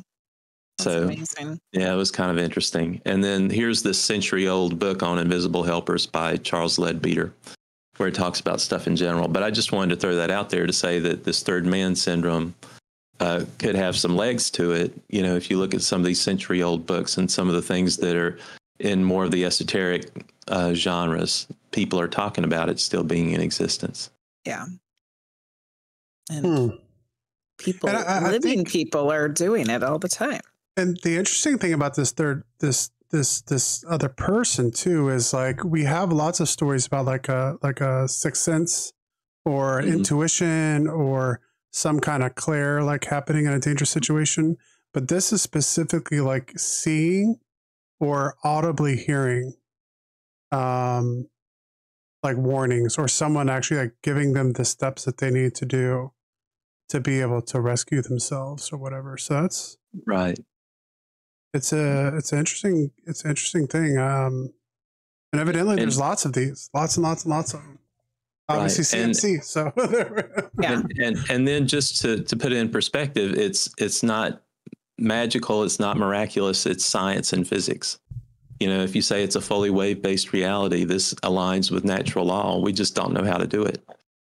And then another thing, like what everybody's talking about with Elon Musk and Neuralink and, you know, linking people together and stuff like that, is you can do that with telepathy and with querying the universe. There's things that you can do subtly that are the same things that people are trying to get you to do with technology. You just need to be aware of your subtle body and your abilities, your spiritual abilities. And we've had people who have talked about, you know, indigo children, rainbow children, and crystal children, saying that the crystals are starting to be born now, but those would be the generation that would have these heightened spiritual abilities.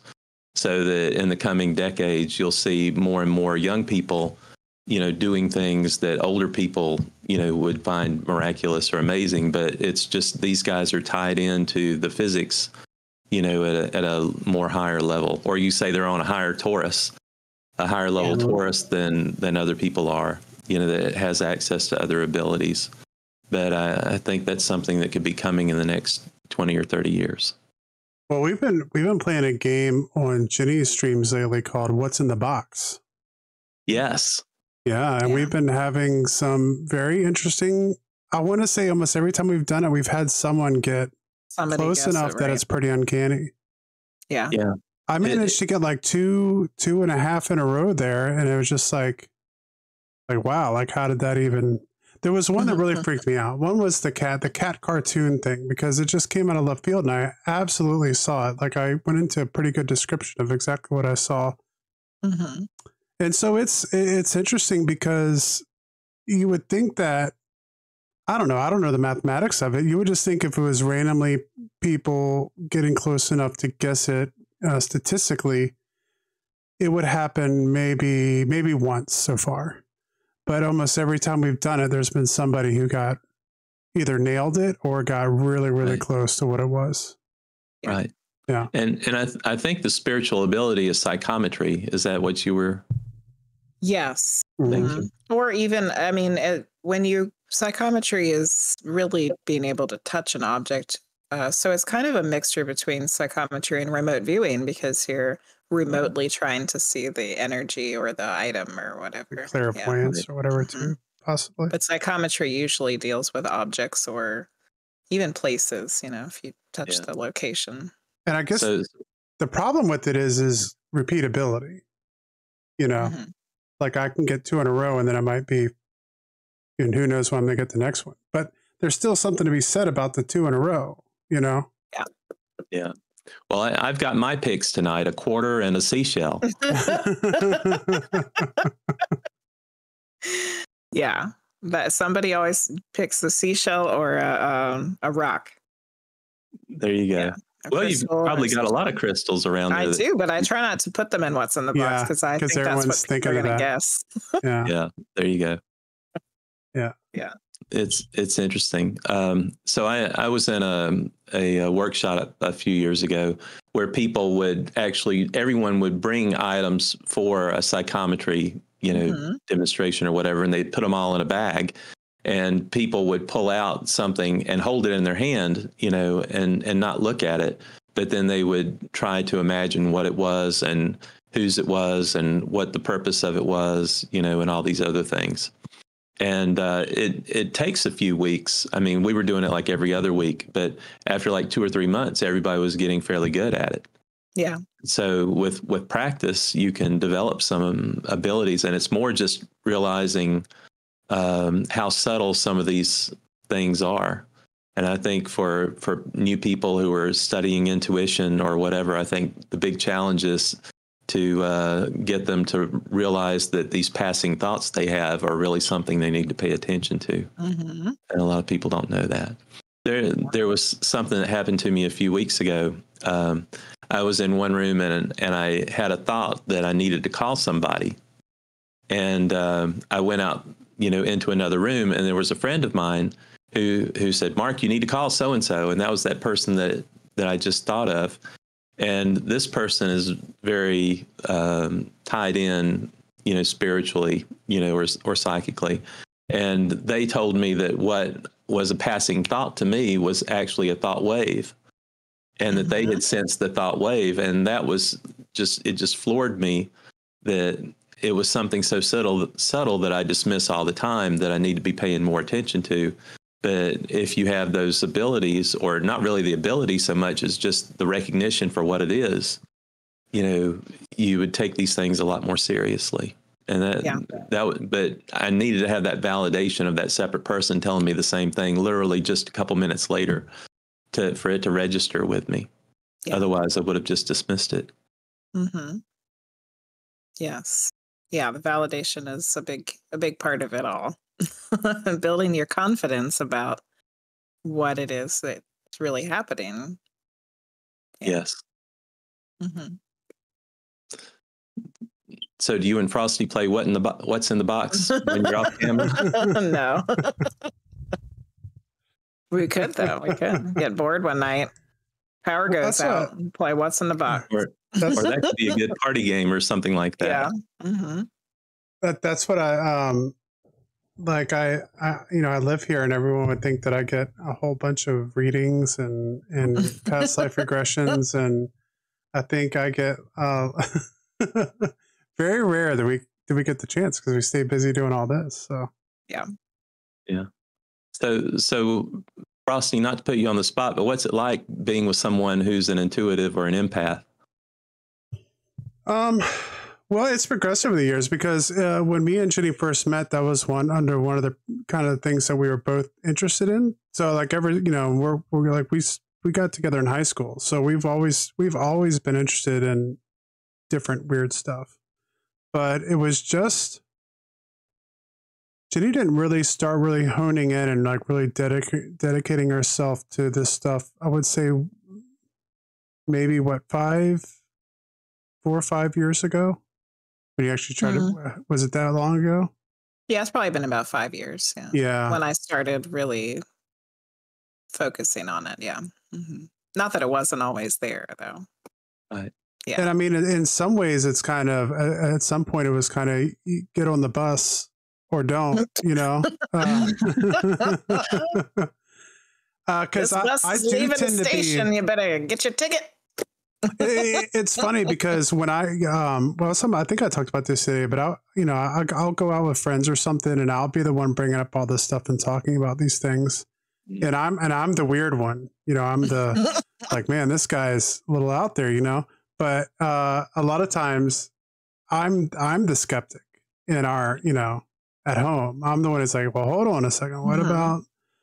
So sometimes I have to play devil's advocate. Yeah. And I'm like, don't you tell me. I hear you. Yeah. But yeah, it's been interesting. And it's got me to do things that I never thought I would be capable of. Like, I read tarot now, and I've done some mediumship classes with Jenny, and I've had some success with that. Like I said, I had a good night on What's in the Box on your stream. So yeah, it's kind of, I've been kind of drugged down that path myself and kind of embarked on my own little adventure with it. I often think that there's a lot of people who have these abilities. They just don't talk about it. And they've been so conditioned not to talk about it that you'd never know in general conversation with somebody, unless you could empath them or see their auras or whatever, to know that there's something special or different about them. But for the most part, you wouldn't know. But I think it's a lot more prevalent than people think. It's just something that people don't really share. I had to keep all of this. I had to keep all of this secret, being a full-time public school teacher. Yeah.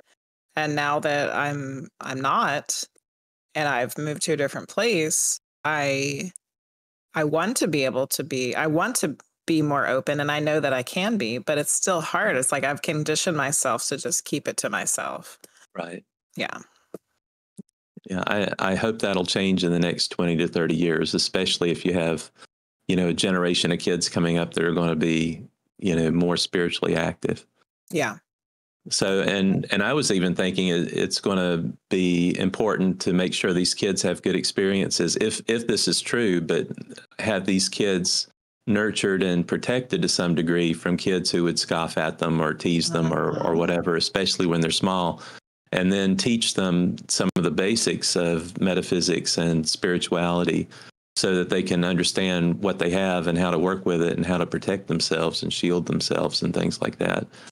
But I think that'll be an important task coming up in the next 2 decades or 3 decades. Well, I think we're starting to get there. You're starting to see things enter schools now, like mindfulness, things like that are a big push in the school system, because you have. I was teaching to my kids for the last 8 years. Yeah. Yeah. And it's something that's actually pushed quite a bit in schools now, is just like time to reflect and having circles and discussions. And, they won't call it meditation, but that's what it is. And, for children to be able to kind of center themselves a little bit and develop empathy. Empathy's talked a lot about this talk. All these things are just kind of entering I really feel like there's a rebirth of a spiritual movement that's happening in our society. We saw the other day, I think it was just like in a normal store. What was it? We're doing some back to school shopping, and I took my daughter to Macy's, which we have at our local mall here. So I took her in there because she had never been in one before. So I was like, let's go in here and we'll look at some clothes or whatever.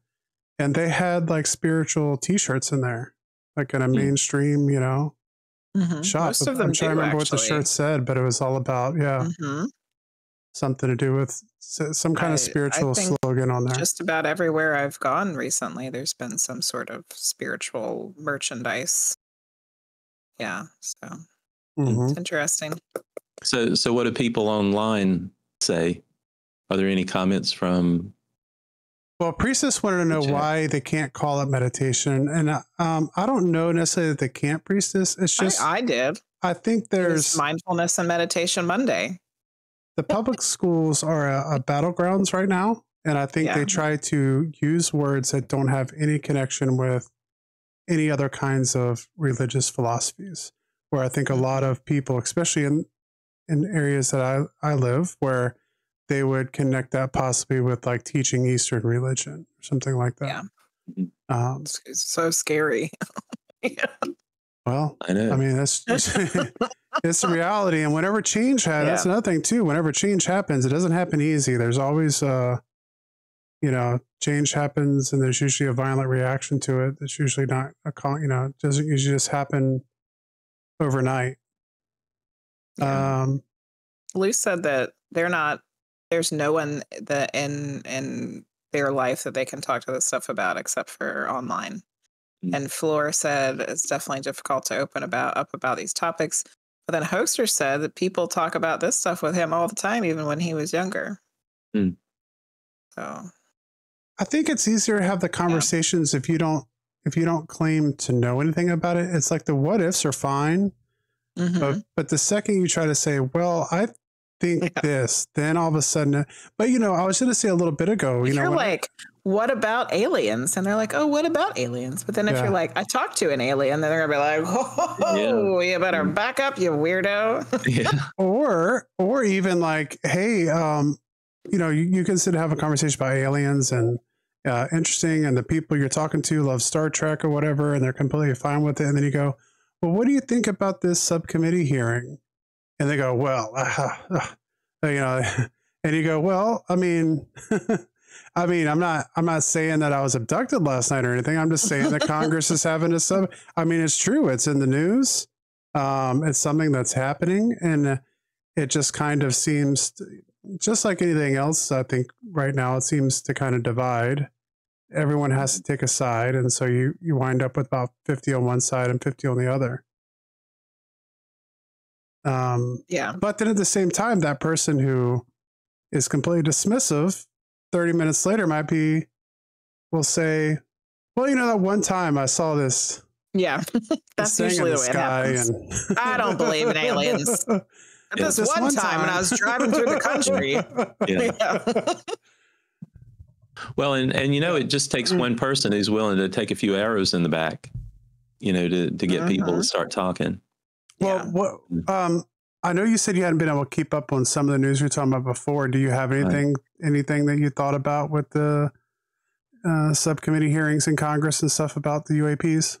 I have not, but I tend to be maybe more skeptical than you, Frosty.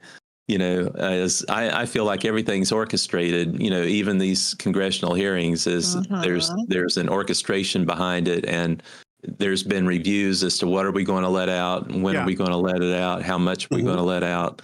And I think there's probably some coordination with the mass media and with Hollywood and, all these other groups to sort of gradually introduce things to people. And I put that one little video clip, of an alien in the New York City subways on your Discord server. I was hoping we were going to talk about that. It's in weird news down at the bottom. Go take a look at it. A few days ago. I just wanted to say, I'm not completely bought in on the whole subcommittee hearing and exactly what's going on there. I still have a healthy dose of skepticism, mostly being my question is why is it coming out now? Why would they allow it to become a mainstream topic unless there's something else going on that they...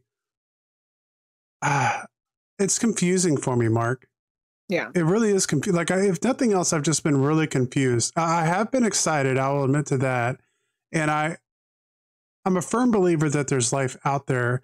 I just don't know if it has the capability of coming here in our state. Like if there's life out there that's like us, but maybe 1,000 years more advanced, I just don't know how they would get here. Not meaning they can't, but I just wonder why this is coming out and why, when for decades the government has been absolutely resistant to discussing it, and now they're bringing out well-respected people. I mean, intelligence officers, a commander from the U.S. Navy. I mean, this isn't... What I would like for it to be is that they are easing us into it. That's what I want it to be. But really, and we've talked about this quite a bit in the Discord servers and whatnot, is that it's probably more like, hey, look at this, because something else is happening over here, and we do not want you to see that. Mhm. Right. Yeah. And that's a good point too. I've seen that happen a lot. Not necessarily recently, but that's not an unusual circumstance. Yeah. But I'm hoping and praying that it'll just be, we got to ease them into it because it's coming. We can't hold them back any longer. They're gonna, Well, So if you had a guest room in your house, would you allow an alien to spend the night there? I think it would depend on which kind. Not a 12-foot Palladian. I would probably take a Palladian. I don't know if I have a big enough bed for one, but okay. I don't know if they'll fit on my air mattress. That's kind of like the litmus test, is would you have an alien in your house? That's, you can talk about it and I'm for it or against it or whatever, but would you allow one of them to stay at your place? It's like that's something that we've had come up so many times in medium readings, and we've consciously went out and looking for it now, to connect telepathically with these things. And all the ones that we've communicated with were lovely. Yes. Yeah. I would think so. They were lovely and wonderful, and they want to help us, and they were loving, and they want us to realize that we're all the same no matter what we look like. And yeah. So yeah, I'll take a Palladian or the slime creatures that we ran into or whatever. But my guides wouldn't let me talk to Greys, though. They said I wasn't allowed to talk to them. So I don't know what's up with that. And we're on a rant with the reptilians in the Discord and whatnot. So I don't know. Apparently reptilians are out too. No air mattress for the reptilians. Well, CMC brought up a good point. He's talking about, and he's talked about this with some of the other news articles we've had. He said this is a slow summer news season, and mainstream media is floating trial balloons to see if they can capture more viewers. That could be a good thing too. Yeah. Mm-hmm. I think for the mainstream, like for the everyday person who doesn't keep up with this stuff, I think that's true. Mm-hmm.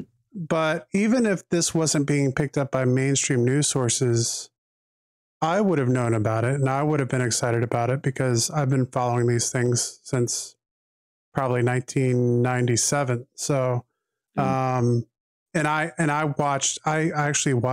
turned it on in my classroom. Was it a year ago or 2 years ago when they had the first committee hearing? Ago. Yeah. Mm-hmm. And I watched it in the classroom with my students. My students were very pissed that we weren't watching the Johnny Depp and Amber Heard trial instead. Oh my goodness. Why are we watching this? Can't we watch Johnny Depp and Amber Heard? I'm like, no. Goodness. They're talking about aliens. Yeah. Aliens aren't real. That's funny. I remember in high school, I was kind of like that when they were playing 33 1/3 RPM records of famous speeches by, different world leaders. And I was just bored out of my mind. But now, having been exposed to them years later, it was very important to hear those things and to hear what those world concepts were or national concepts were. And it gives you a better perspective of what's going on. I think the same can be true for aliens, maybe not for Johnny Depp and Amber Heard. That student will never be like, oh, I'm so glad that she showed us that. No. Yeah. She's probably still mad at me.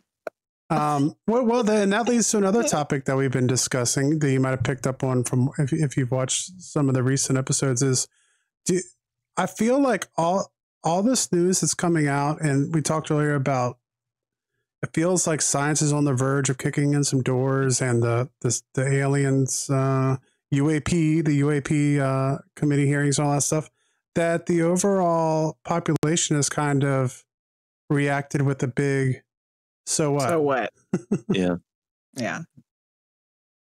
And I don't lamos.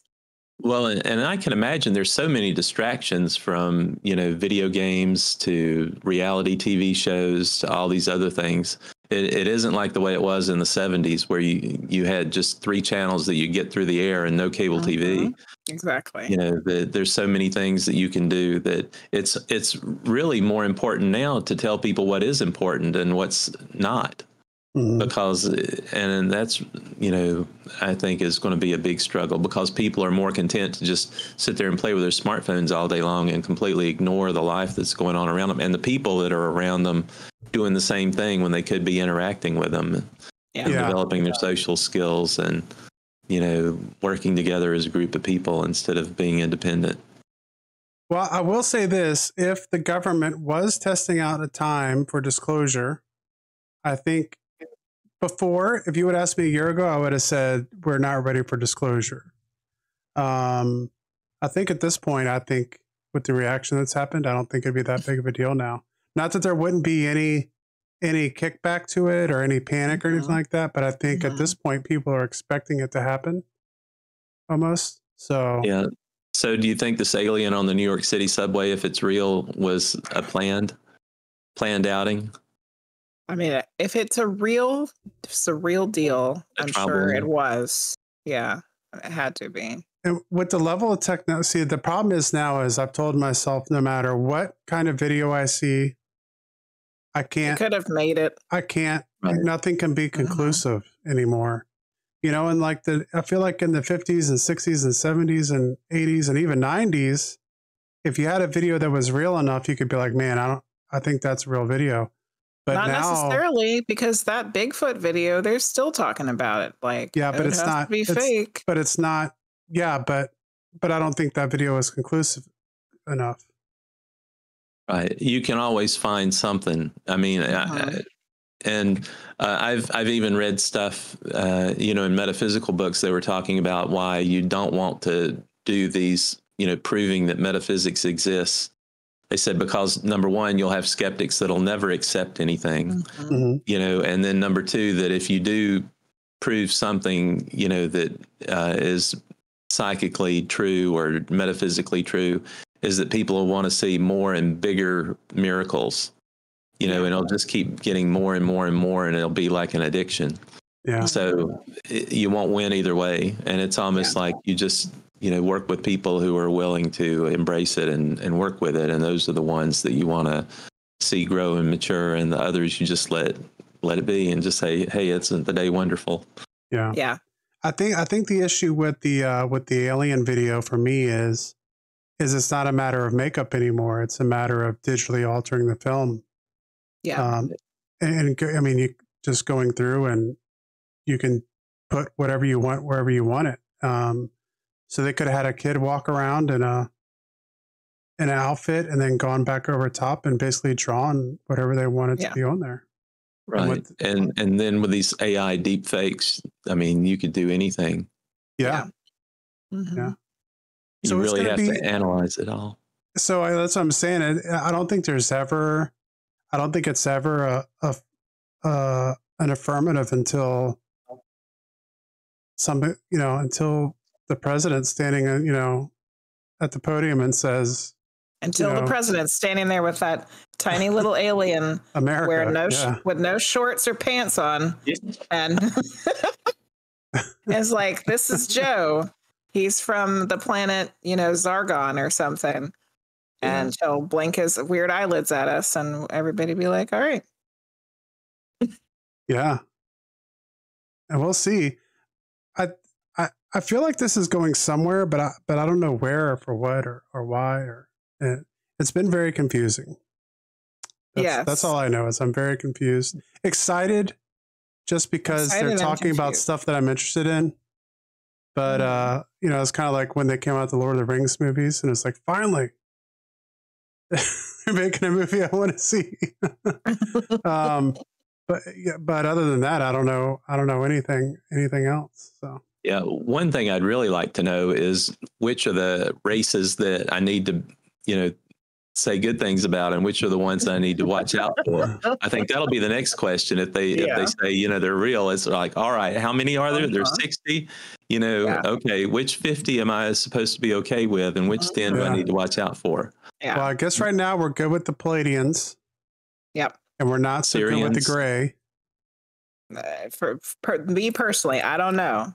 There was somebody in one of the chats one day who said that they had spoke with grays before and it was fine. But for me, I was not allowed to. So I don't know. But the reptilians are high on the shit list, Mark. What They about get blamed for everything. We didn't get a name for the slimes, did we? No. No. And then there's the Arcturians, which supposedly help us out a lot. Yeah, I don't know. I mean, I don't know them all. Yeah, I've seen books about them, but and until I know that there's something concrete about it, I just wouldn't care to read it. Yeah. At some point, it'll be an important read, but not yet. Yeah, I have a problem with the naming mechanism that we have for them, because I think I might have talked about it before, but like if you take a constellation, like we name these things after, in their constellation, they have stars that are as far apart as we are from that constellation. So like the constellation means nothing to them. Yeah. Because to them, it's not a constellation. That's where they are. Plus there's like, to us, from our point of view, there's a proximity to those stars, but that's like a false proximity. Right. You know? Right. And so,